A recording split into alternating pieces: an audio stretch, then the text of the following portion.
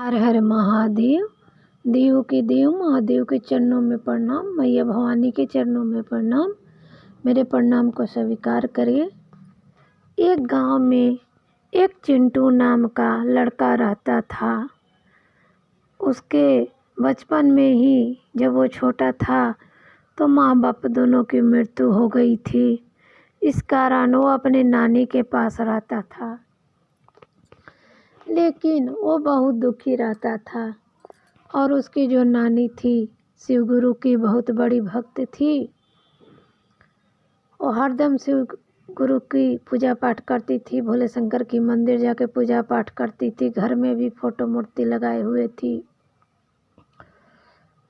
वो अपने नाती को दुखी देख के बहुत दुखी हो जाती थी और भोले बाबा से कहती, क्या इस छोटे से बालक का कसूर था कि इसको इसी उम्र में इतना दुख मिल रहा है।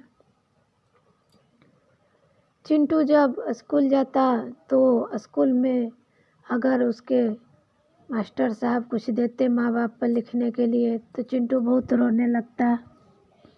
उसको समझ में नहीं आता मैं क्या लिखूं।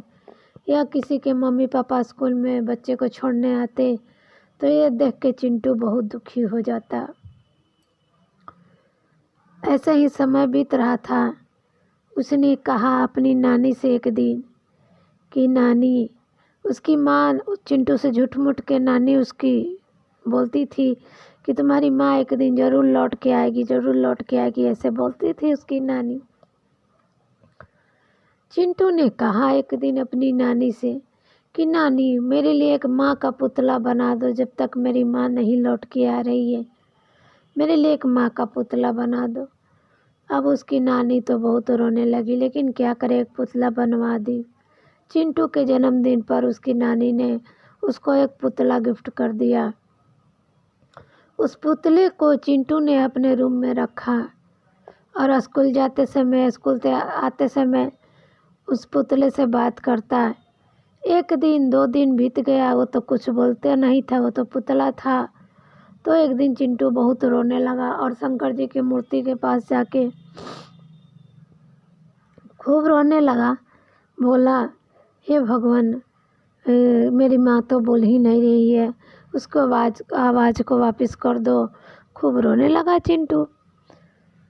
तो अचानक उसने देखा कि जो पुतला था उसमें से एकदम उजाला निकलने लगा। जब वो पास में जा रहा है तो देखा कि उसकी माँ उससे बोलने लगी, उसको चिंटू का नाम लेके, आओ बेटा मेरे पास करके बुलाने लगी। चिंटू बहुत खुश हुआ और अपनी माँ के पास जाके बैठ गया। उससे उसने अपने स्कूल की सारी बातें कही चिंटू ने अपनी माँ से। उसकी माँ ने कहा कि तुमने होमवर्क कर लिया है? चिंटू बोला कि नहीं, मैंने अभी नहीं किया, आप मेरी मदद कर दो। फिर वो पुतला जो था उसको होमवर्क कराया, नए नए कपड़े ला के दिए, गिफ्ट ला के दिए, सब कुछ, जिससे चिंटू बहुत खुश हुआ। और जब खुशी मन से सुबह हुआ स्कूल गया। जब वह स्कूल गया तो उसका एक दोस्त था, बोला कि तुम तो आज बहुत खुश लग रहे हो। चिंटू बोला कि हाँ, आज मेरी माँ मेरे से बात की, मुझे नया नया कपड़ा दी है, इसीलिए मैं बहुत खुश हूँ। वो लड़का जानता था कि इसकी माँ तो मर गई है, तो ये किससे बोल रहा था। बोला कि ठीक है, मैं तुम्हारे घर आ जाऊँगा शाम को, मुझे अपनी माँ से मिलवाना। चिंटू बोला कि ठीक है, आना। शाम को लड़का अपनी मम्मी के साथ घर आया तो चिंटू अपने रूम में ले गया और पुतला के सामने ले जाके बोला कि देखो, यही मेरी माँ है। और सच में वो पुतला में से आवाज़ आ गया, आओ बेटा कह के उसके दोस्त को बुलाई। अब उसका दोस्त और उसकी मम्मी पूरा एकदम डर से भूत भूत चिल्लाने लगे। तब तक उसकी नानी भी रूम में आ गई। जब रूम में उसकी नानी आई तो वो जो पुतला था बोली, प्रणाम माँ कह के बोली। उसकी नानी भी डर गई कि मैंने ही तो पुतला बनवा के दिया था, इसमें से आवाज़ कैसे आ रहा है।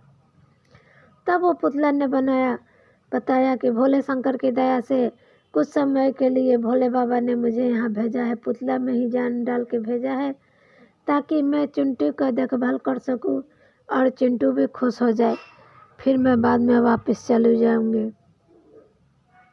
उसकी माँ ने बात समझ लिया और हंसी खुशी चिंटू रहने लगे। तो भोले बाबा की दया से जैसे चिंटू खुश हो गया, सच्चे मन से चिंटू ने प्रार्थना की तो उसकी माँ कुछ समय के लिए ही लेकिन वापस आ गई। वैसे ही सबके घर में खुशहाली छाई रहे, बनी रहे। हर हर महादेव, हर हर महादेव।